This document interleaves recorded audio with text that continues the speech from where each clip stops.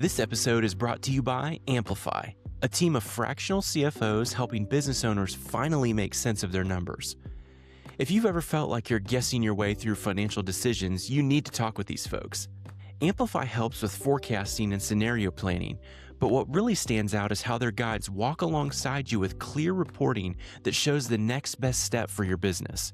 Their forecasts are dynamic, so you can actually see how future decisions will impact your cash in real time. I've also been loving their framework called Cash Flow Mountain, which visualizes how cash moves through your business like water down a mountain. It's a great way to see how your scorecard connects to the VTO through your financials. Head on over to amplify.business to check it out or schedule a free call so you can stop guessing about your numbers and start making confident decisions about the future of your business. Welcome to the Ambitious Coach Lab, powered by 90. I'm your host, Dr. Cam Lawson. Each week, we explore the real tactics, tough conversations, and breakthrough moments that drive coaching success. Let's jump into today's episode. All right, well, we've got Mike Jones on the show today. Super excited to be able to jump in. Mike's a professional EOS implementer, served on multiple tours with the Marine Corps. So thank you for your service. Appreciate that. Excited to hear a little bit more about that. And then we're also going to dive into just how Mike has utilized social media in his strategy for growing his coaching practice, primarily LinkedIn. So that's going to be a primary focus of the topic today.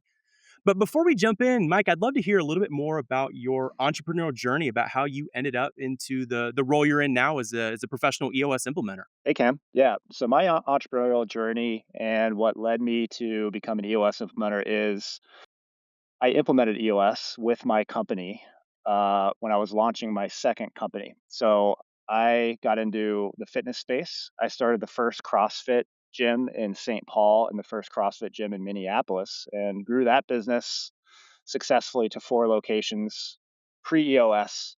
We had great timing where we couldn't really do anything wrong. The CrossFit was growing exponentially, so we were pretty good at what we were doing, but we just kind of grew along with it.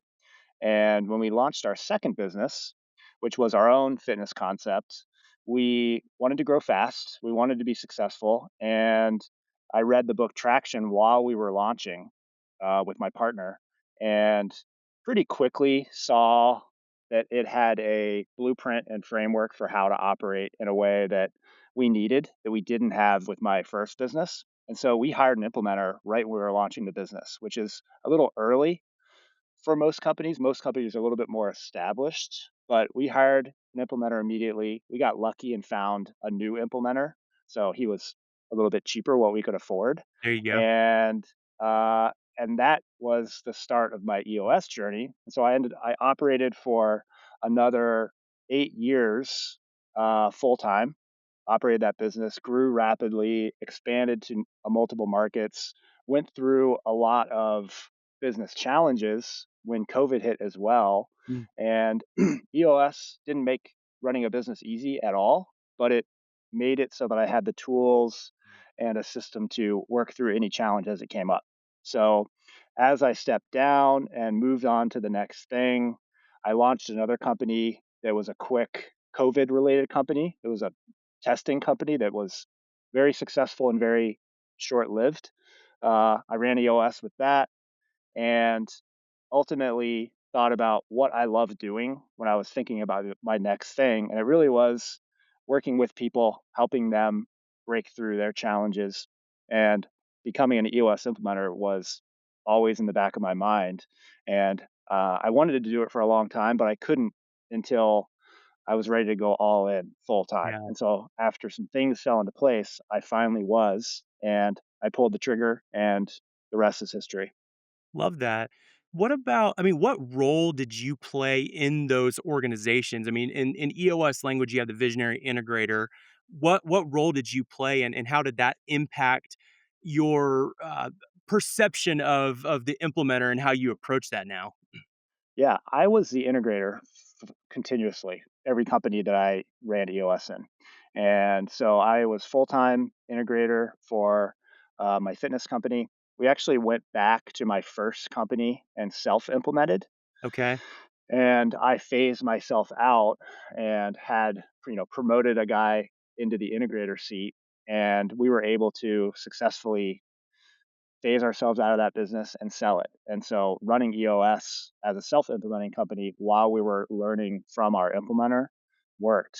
And so I phased out of that. And then I also acted as a fractional integrator for about a year with other companies. I've been a continuous integrator for almost exactly a decade prior to becoming an implementer. Yeah. Do you think that there probably are pros and cons or advantages, disadvantages of the, let's just take the stereotypical understanding of that type of role, right? Do you think that has led to quote unquote superpower or advantage for you of coming from an integrator standpoint who was really in the lifeblood of the organization, right? Making it happen. Has that equipped you to be an implementer in ways that you maybe wouldn't have had as if you were more of a visionary type role, or does it not really matter?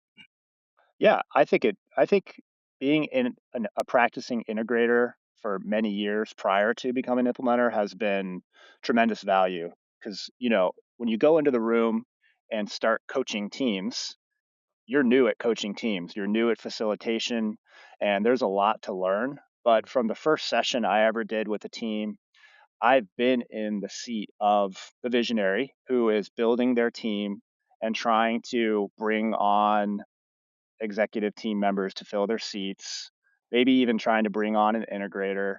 I've been in that seat. I've also been in the integrator seat, which we all know is the hardest job at the table. They have to pull everything together. They have to herd the cats. They have to keep things going on time. They have to be kind of a jerk sometimes. And so I have a lot of empathy for both of those seats. So yeah, I think it's extremely valuable. Uh, from what I've seen with successful business coach implementers, it's not necessary, but it's a benefit. And so, yeah, I leverage that experience every day in the room. And obviously you're going to tap into even the assessment or scoring system that they have. You can start to have kind of both sides, right? Some visionary tendencies, some integrator tendencies. So that's a fascinating. As we were talking, as I was thinking through, a lot of times you do have a certain stereotypical persona of what a business coach is, and I think no matter what style or background or personality style you have, I think you can find your lane as a business coach. So I appreciate you sharing a little bit on that. So let's talk right now. I mean, what are some of the current goals you're going through? We're recording this in kind of December, so tail end of 2024. So coming in on annual season, it seems to be a pretty busy time for organizations. But what are some of the goals that you've set kind of going into next year for your coaching practice? Going into planning my coaching practice, I just finished my first year as a full time EOS implementer. So I did some coaching for the prior year, but this is the first year. And so I'm going into my second year, and I'm really sticking to my EOS planning process. So I've got my 10-year plan, which is actually 5 years. So 2028, my goal is to have a $1 million a year business. And anybody who's done that kind of planning, the long-term plan, you don't really need to know exactly how you're going to do that. That's just your goal, your big, Where I'm hairy, going. audacious goal, right? And then from there, I back into my 3-year plan. I haven't reset because I've got another month till the end of the year. So I'll reset my 3-year plan in the next month. My original 3-year plan is to get to 100 session a year business at $7,000 a session. And it's real simple. What's my revenue? What's my profit? And then what does it look like? And so that's my 3-year plan. And so I'm just keeping it simple, and I'll back into my 1-year plan. So my first year, I did 11 new clients. So our first session in EOS is called the focus day. So I did 11 focus days, which is a very good, consistent growth rate. And my goal in the next year is to get to 20. And so simple, I want to do 100 sessions with 20 clients. So that'll require 7, 8, 9 new clients, depending on if there's any churn.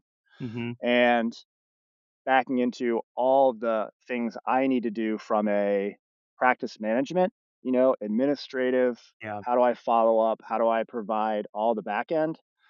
Mastery, how do I get better at facilitation, keep getting better as a coach, and then business development, how do I go out and acquire new clients. So just simply assessing where I'm at, what I need to improve, and what I need to work on to hit that simple goal. And yeah, you touched on kind of every single one of those core counties because they're really all interrelated. I think, especially when you're first starting out, business development. I got to land that first client, and survive through. And then as you start to go through, you start to think more about, okay, now I'm going to figure out how do I want to manage my practice? What's my tech stack? What's my you know, offering, how am I gonna start to go and develop a vision? I love that you have that. You know where you're going. I think so many coaches get in and they just kinda go in, all right, well, I gotta get clients, and they focus solely on business development. You kinda have to understand where you're gonna go because then you can reverse engineer like you've done where you need to know, okay, and then that fuels your business development initiatives where okay, I need to talk to X amount of people, which is gonna generate one client per month or per two clients per quarter or whatever you're going to get to your end goal. That allows you to have the content and data to understand what you need to do. And so on the concept of business development, one of the things that I really wanted to dive into you with is understanding your strategy behind utilizing LinkedIn. I have used you as an example of someone to follow for other coaches that I've talked to. So shout out to you and for anybody that does want somebody good to follow, a coach that's out there grinding, doing great work. Follow Mike Jones on LinkedIn. EOS, you'll be able to see it's very obvious. But talk to me a little bit about your strategy behind utilizing that because we've been connected for a couple years now, so I've kind of seen the evolution of it, and it seems there has been a very strategic approach. Would you agree with that? Yeah, absolutely. My LinkedIn and content strategy is about 2 years old.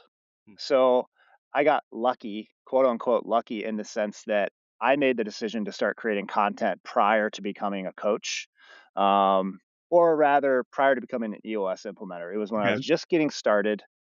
I had a couple clients as an integrator, and I wasn't sure exactly what I was going to do, but I bought into the concept of having consistent content out there to build your brand, all the things that we know about personal branding.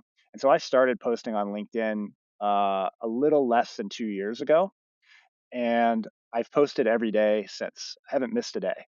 And that consistency or the discipline of just being committed to being there every day has allowed me to get better at creating content, created a system so that now it's gone from writing a post every day to spending 2 hours a week writing content, and my assistant takes care of all the back end scheduling, graphics, everything. So I can just do the content and commenting and engaging with other people. And so that evolution has taken time. It's creating just like any systems. It's improvement, systematize, delegate over and over, and I use it for a couple things. I use it from a broad building my personal brand, expressing myself, Hmm. expressing my creativity because I like writing and I want to get better at it. So that's the high level. And then from a business development standpoint, it's putting my name out there in my network so that people who I connect with, who I'm building trust with, think of me a little bit more. It's really as simple as that. Because what I do, business coaching, implement EOS, is a very high trust thing that is not going to be like your standard lo- online coaches program type thing that people will sign up just based on seeing some of your content. I have to meet them. I likely have to be referred to them, and there has to be trust established before they're going to sign on for a big engagement with me. So what it really is it's that consistent establishment of some trust building and just familiarity so that when I get put in front of someone, they're probably more likely to know who I am, know where I come from, just be like, "Oh yeah, Mike Jones, I know him." So that's really the core of it, and it all happens with just some consistency of being there with content. My friend Jamie Mullican always says this. I don't know if he's the one that coined this. If so, props to him. But he always says that LinkedIn relationships are won in the comments, not in the inbox. And I love that because I Mhm. think I can't tell you how many, and I think once you do start to gain a little bit of a following, people, as their business development people are doing their scrubs and finding people that are influencers in an organization or decision makers or whatever the criteria is, you start to get a lot of inbox, messages in your inbox of soliciting a service or getting on a call to talk through it, their product offering or whatnot. And I don't think I've ever responded to a single one of those. It's kind of annoying.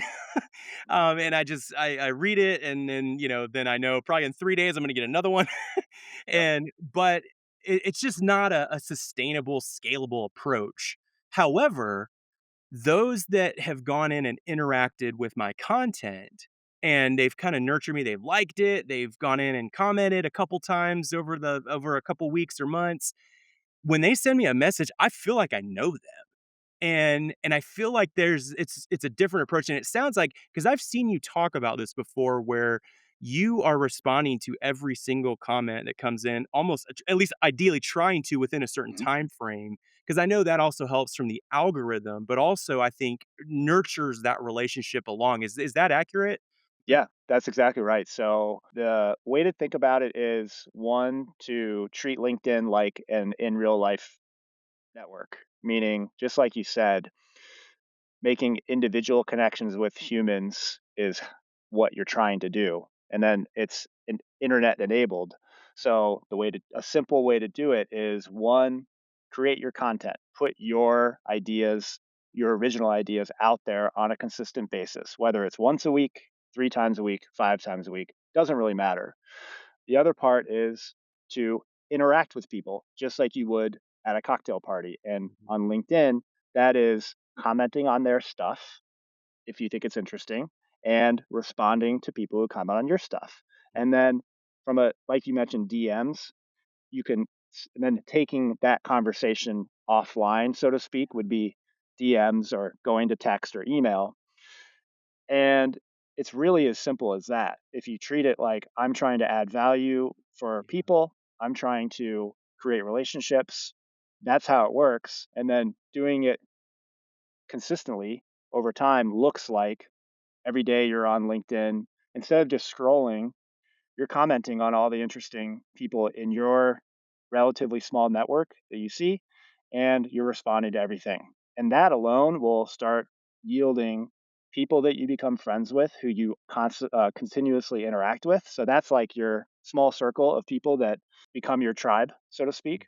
And then other people, like you said, that enter your network, you build some trust and knowledge of each other. And then maybe you pass a referral, maybe you help them with something, maybe they help you with something. And then ultimately, you get what you ultimately want, which is business.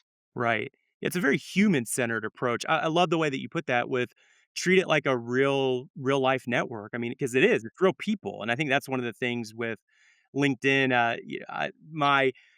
I have a PhD, and my research was on comment sections on Facebook.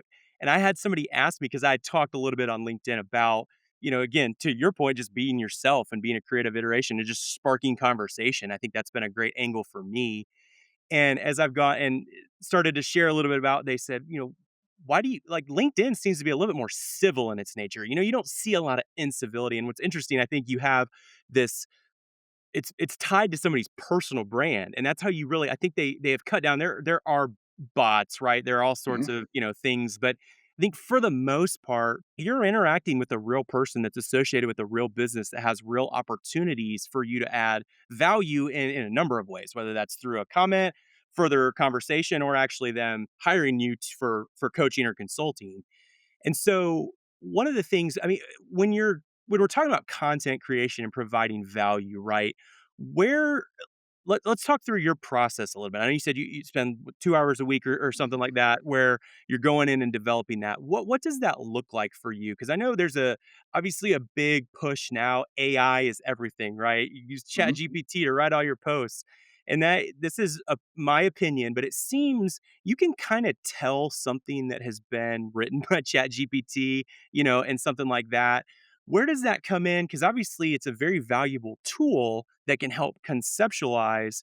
But at the end of the day, I want to hear Mike's story and you want to hear Cam's story. That's what makes content unique. So how does that work as you're going through and figuring out what to talk about and actually getting to the full content that you create? Yeah, so my content creation strategy has evolved, as I mentioned in the beginning, from sitting down in the morning, writing something, publishing, which was a great way to build the muscle of writing, to set periods of time where I block, a 2 hour period, and I'm going to create 8 posts in that 2 hour period I'm time constrained.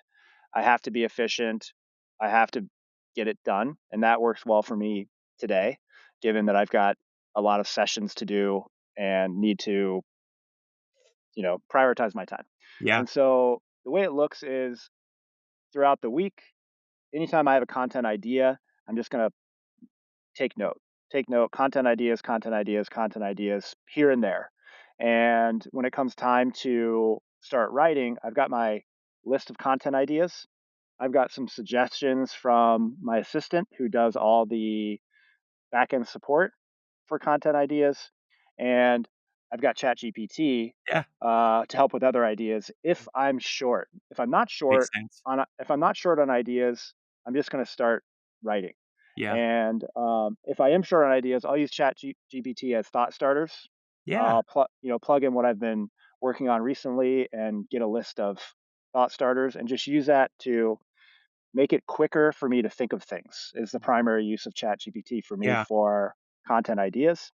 And then I'm writing. I used a tool called Authored Up, which is Okay. a Instagram plugin, and it just opens up when you're typing your Instagram post and you have a preview because I like to have a preview of mobile because the appearance is very important. And I'll just start writing the draft. I'll create a draft and uh, that becomes the post. ChatGPT comes in because if I'm writing a draft about, um, you know, today was the 5 things you're going to mess up when you implement EOS. I'll ask ChatGPT, list me 10 things that you're going to mess up when you implement Yeah. EOS. And it's a specific EOS uh, educated GPT, Nice. and it'll create your list and it'll be a pretty thorough list. And I'll take what initially came to mind. It'll just speed up the process. So Yeah. it doesn't make anything up for me. It just speeds up the process. And then I can write it. I'll use Chat GPT if I have a sentence that I want to ask for a shorter version or a better version. So it really just like amplifies yourself if you're done well. So everything I write is me written and it's improved by AI.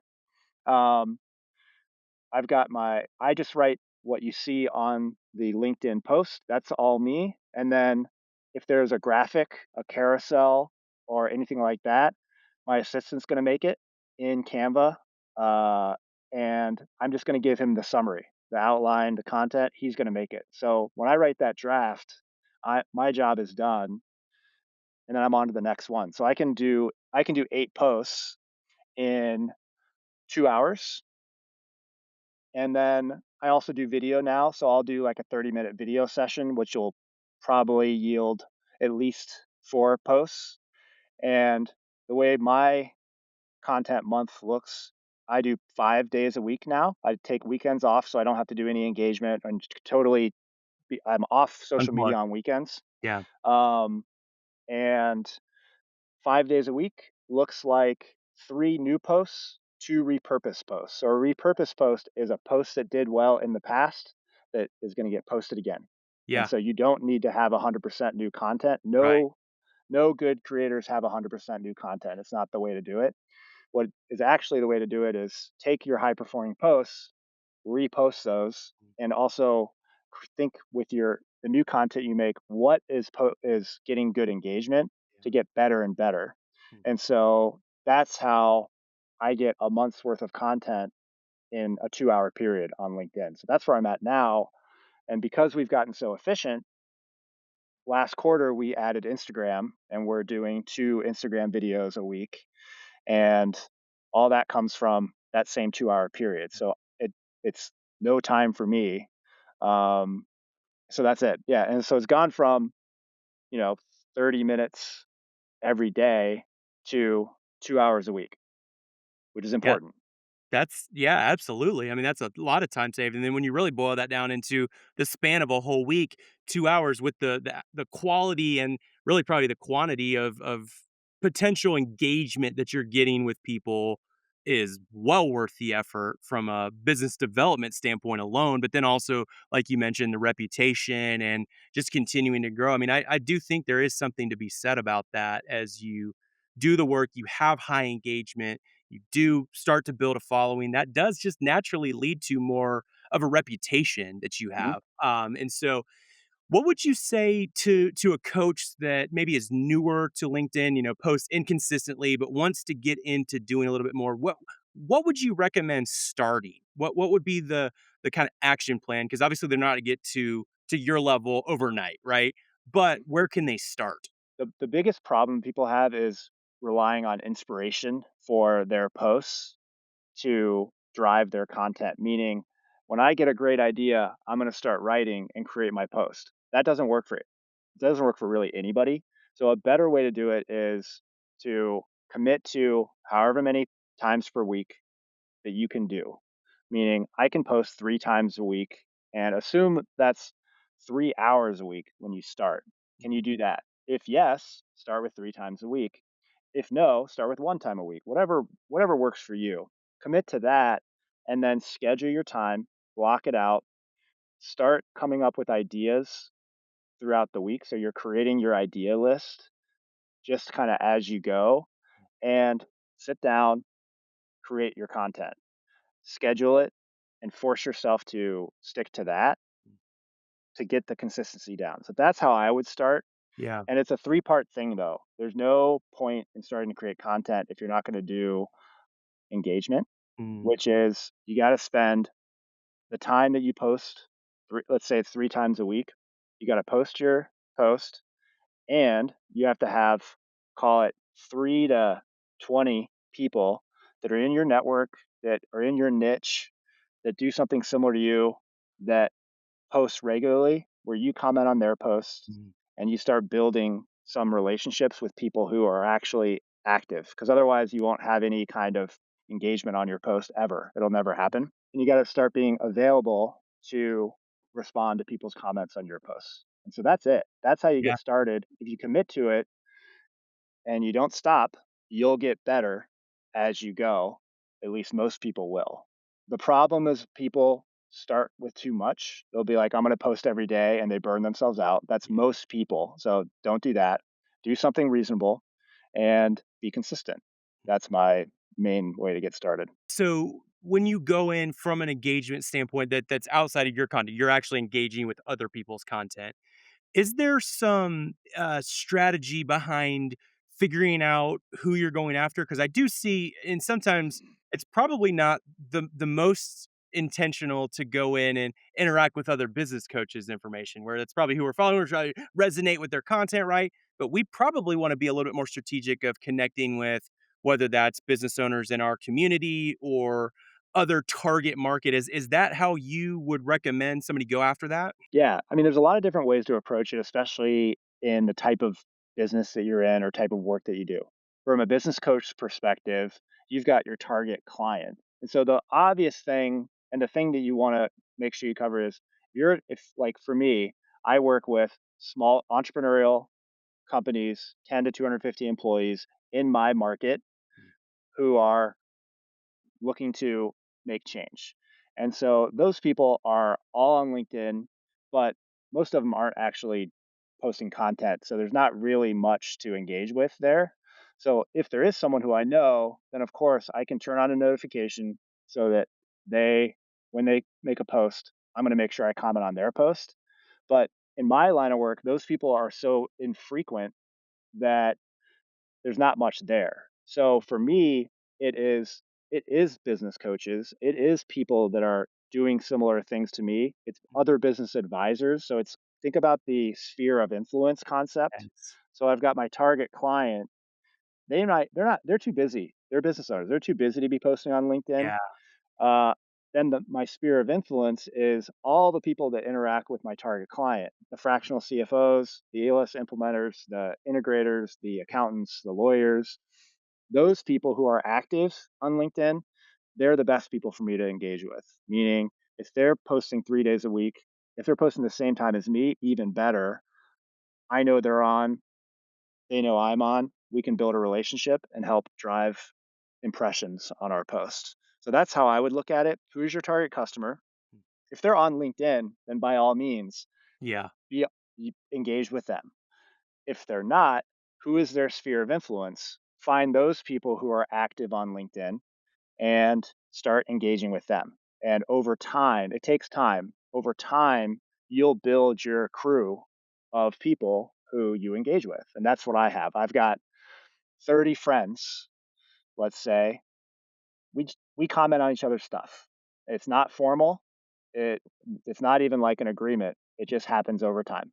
And it's great. And we're friends. We meet in real life. We do calls. It's like a whole thing. Yeah, that real world network that you're continuing offline, if you will. Yeah. What so I know you've mentioned a couple tools already, but just kind of reiterate some of the tools that you utilize, and we'll also link out to this in the show notes to where people can go through and look at those. But talk through some of the different tools that you utilize from a content creation and even deployment aspect. To create the content, I use Authored Up. So Authored Up is a it has a Google plugin, but it's a way to post on LinkedIn. And you can create your drafts there. You can schedule posts. You can see analytics. So that's my LinkedIn posting and scheduling tool. My assistant and I, we use Notion for all organization of our whole practice. So everything that we create, our to dos, our meetings, notes, everything is in Notion. For my CRM, I use HubSpot. So Hmm. that's from a prospect client standpoint. And let's see, what else? ChatGPT I use ChatGPT pretty much all day, every day now, Yeah. for questioning, things like that. And that's it. Oh, last thing, Canva. Canva Mm. for Yes. um, Canva for uh, creating all the graphics, carousels, one pagers, cheat sheets, and that's it. It's as simple as that. And there's so many good pre-built templates that you can just go slap your logo on, make it feel unique, but not have to bear the burden of either hiring a designer or learning how to do that. You can go in and get high quality content, be able to utilize that and tap into some of those other tools to be able to get the content where it is. And so, man, I appreciate you sharing all those. And I really do appreciate your intentionality behind that. You really tap into really most of the core competencies. They're all interrelated into how you do that, from your practice management to obviously your business development initiatives to really going after your vision and letting that guide the direction that you're going. And then you've really mastered that, I feel like, which is really one of the main reasons I wanted to have this conversation, because I truly think of you as a thought leader in that, in your own way. Thanks, But man. in closing, I always like to ask, you know, more outside of the social media and LinkedIn stuff, but if you were looking back at rookie Mike and you have all the experience, all the knowledge that you have currently, but giving advice to rookie Mike just first starting out in business coaching, what advice would you give him and why? So, talking back to rookie Mike on business coaching, the first thing would be related to what is my offer? And I'm an EOS implementer, meaning I am a franchisee of EOS worldwide, and I use their system pure. I use their operating system pure. So I'm doing the same thing with every client. And of course, it goes in infinite directions because every client is unique. But that's the offer I use. It's a proven process that is killer. That's the first thing. So I don't have to worry about what my offer is. And so first thing I would say is, if you want to be a business coach, what is your offer? You need to be as clear and narrow as you possibly can, because if you're not, you're going to come off as watered down, confusing to your prospects. And a really quick, good example is my most recent client that I'm starting with next month. We did our initial call, and she wa- she wanted to implement EOS, and she had already met with another coach who was kind of knows EOS but also does other things. Mm. And we met, and I was like, all right. I asked her questions, and then I say, all right, the next step is to do a 90-minute meeting where I'm going to get your whole leadership team together. I'm going to teach you the tools we use and the process. And we did the 90-minute meeting, and she, they signed up, and their reflection on me versus the other guy was like, yeah, we could do these EOS tools, but we could also do these other Mm. things. We could also do these other things. And they just wanted help with What do I something. do? Yeah, they want to be told what to do. Yeah. And they were confused, and he was wishy-washy, and it was just like it was not they were not impressed. And Wow. so that's just a small example of like you got Yeah. to have something that you can do great because it's super competitive out there. Um, if you're a business coach, you're probably charging a premium rate for your services, so you got to be clear. So that's one thing. Mm. From a okay, I know what I'm doing. I'm going to build my practice thing. Looking back, one thing that's really important would be personal connections, and building trust is what it's all about. And so, how do I build personal connections? For me, it's getting to know people, meeting with them one on one, spending time with them, doing things that are going to build the relationship over time. And that's not necessarily the most efficient use of time, right? Spending 2 hours on creating LinkedIn content is way more efficient, but that's Mm. not actually the highest impact. And so Right. I always need to remember relationship building is a one-on-one thing, Mm. and it happens over a period of time, and you have to put in the work, and it takes time. And so that's a really important thing just to always remember is what are the things that are going to work to acquire your clients. If it is relationship and trust building over time, you have to do that. Get yourself out there, meet with people, even if it's inefficient, because that's worked for me and it continues to work for me. It's the thing that works best. Don't forget that. Um, the other thing is when you're building your practice, you're getting out there and you're meeting a lot of people. And the most important way or the best way to do that is to have a help first approach, which means when you and I meet Cam over a Zoom to catch up, probably once a quarter, we're going to catch up. We're going to have a fun conversation, but I'm going to try not to leave the conversation without helping you with something. Yeah. Answering adding value in some way with a referral or a connection, or let me help you talk through this issue.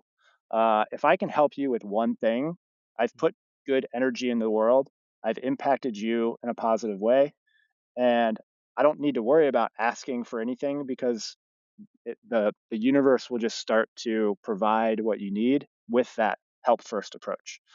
That's really important. It's also hard to do when you're trying to build your business and get referrals, but you have to lean in and help first. And then the last thing is to take the things that you know that work. So for me, it's, you know, give people traction books, have coffee meetings, do whatever, do the things, go find speaking opportunities, all kind of like the list of things that are proven to work.